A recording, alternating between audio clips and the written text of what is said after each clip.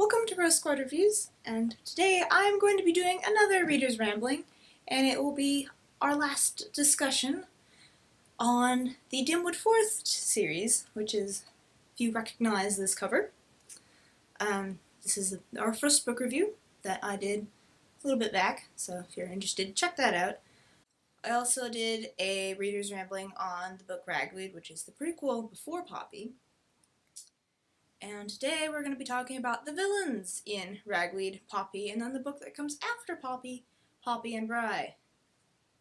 So, with that being said, this isn't going to be a spoiler-free discussion because we're going to get into some of the meat. I just wanted to give that little bit of a preface before we dove in so you weren't like, oh, aghast, oh goodness, what did she just say? I don't remember that happening. And spoiling the whole entire experience for you, because that's not what we intend. This is a Reader's Rambling, which means I get to talk about what I want to talk about. Well, let's get started, because I really do like the way that this author wrote the villains in this series. And let's be honest here, villains are kind of hard to write. Well, they're easy to write, but they're also really easy to write bad. They're hard to write well. And here, with a kid's book, you have the challenge of not only writing a villain, Mr. Okax displayed here, but you have it in writing this villain in 160 pages with all the other things that need to happen with the characters and plot and everything else. Oftentimes villains are very shallow and they're just kind of there for the sake of having some sort of bad guy that needs to be defeated. They are, shall we say, evil for the sake of just being evil. And that's not what happens in these books. These villains have characters, personalities, and they have roles that are specifically designed for them in the story that they need to work out for the story to move forward. And so they're an integral part of the story, and then they also have like kind of backgrounds of their own, and they're not just kind of like, oh, we just dragged this person out from a rock and here you go, here's your villain, have at him, whatever. And to kind of add to that, they have fully fleshed out characters. We're going to take, for example, Mr. Okax in Poppy. And he would like to think that the whole entire mousedom and voledom and all the other small animals that he preys upon are scared out of their wits of him and wouldn't dare cross his path for fear of him mortally wounding them and eating them, which is generally true. He's like carnivore, there's a food chain going on, but he would kind of like to think that they think of him as kind of a god. And the truth is, he isn't. He has flaws, and he gets scared of things sometimes, even though he's like, I'm the thing that everybody's scared of.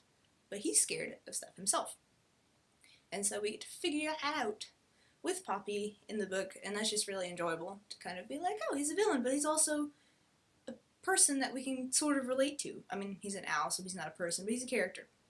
And I felt that even more in Ragweed with the villain Silversides, who is this cat who is kind of against all mice.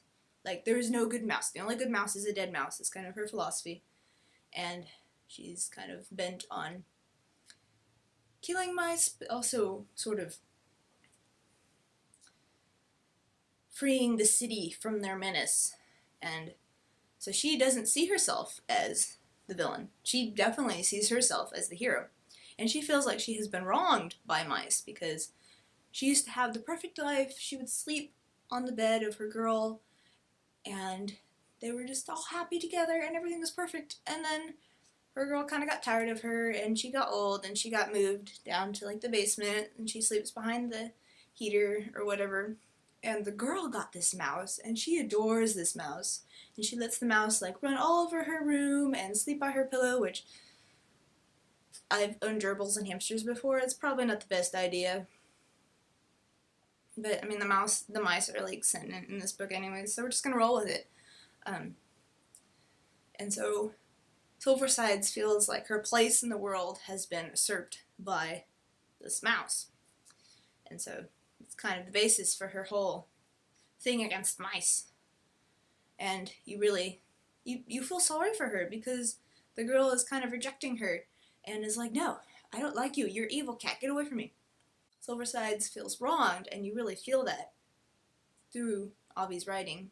And you just kind of, you can relate to the villains as well as to the hero characters.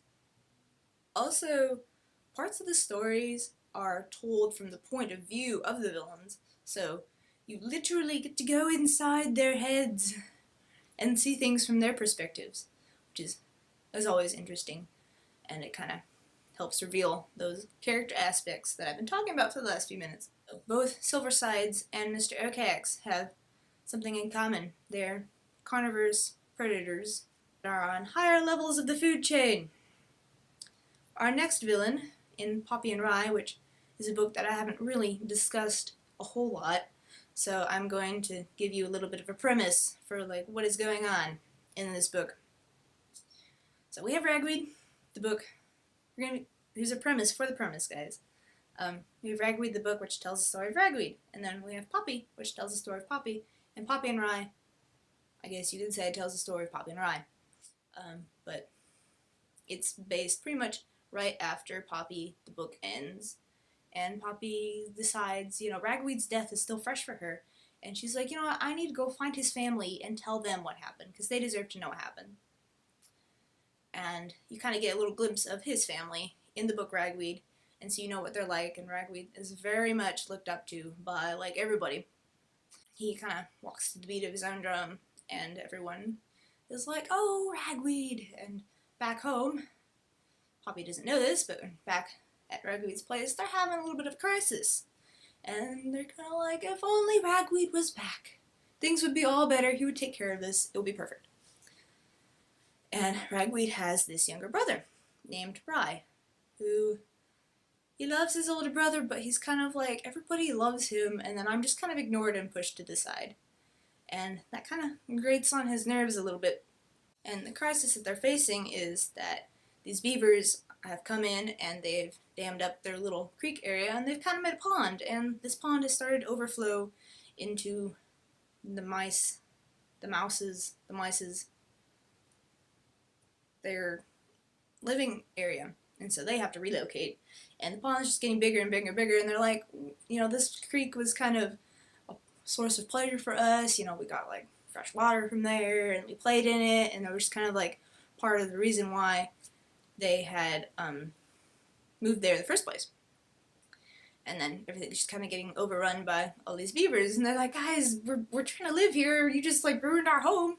And the beavers are like, we don't care. The beavers, unlike the other two villains, which I've talked about before going on my little tangent, they're not carnivorous. They don't have like this food chain conflict going on between the mice. They're just kind of like, live and let live. We don't really care. We eat grass and stuff. I don't remember what beavers eat, but they don't eat mice. I know that for sure. And so there's not like a survival aspect in that way. It's a little bit different because the beavers have kind of ruined the mice's home.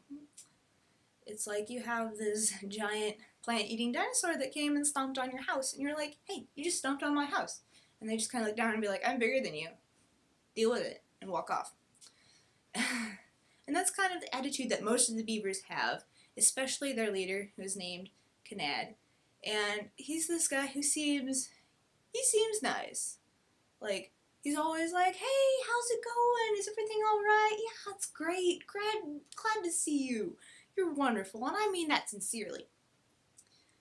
And so you have him being this bright ray of sunshine. I don't know if it's intentional or if he just thinks he's like the salt of the earth, and everybody loves him, and he loves everybody, and so why would anyone ever be mad at him? Because, he's himself, obviously. And so when the mice protest, like, hey guys, what are you doing? He's kind of like, oh, hi, you'll be all fine, you'll be fine, it's all in the name of progress. I just destroyed your home, but, I hope you have a really nice day, and I mean that sincerely from the bottom of my heart. Literally is what happens. So, He's this guy who seems really nice and considerate to everybody, but truly he's only interested in himself and making this pond to be like the greatest and best pond ever, and kind of naming it after him so that way the whole world will know his glory. All the while he's trampling over all these other people and their livelihoods.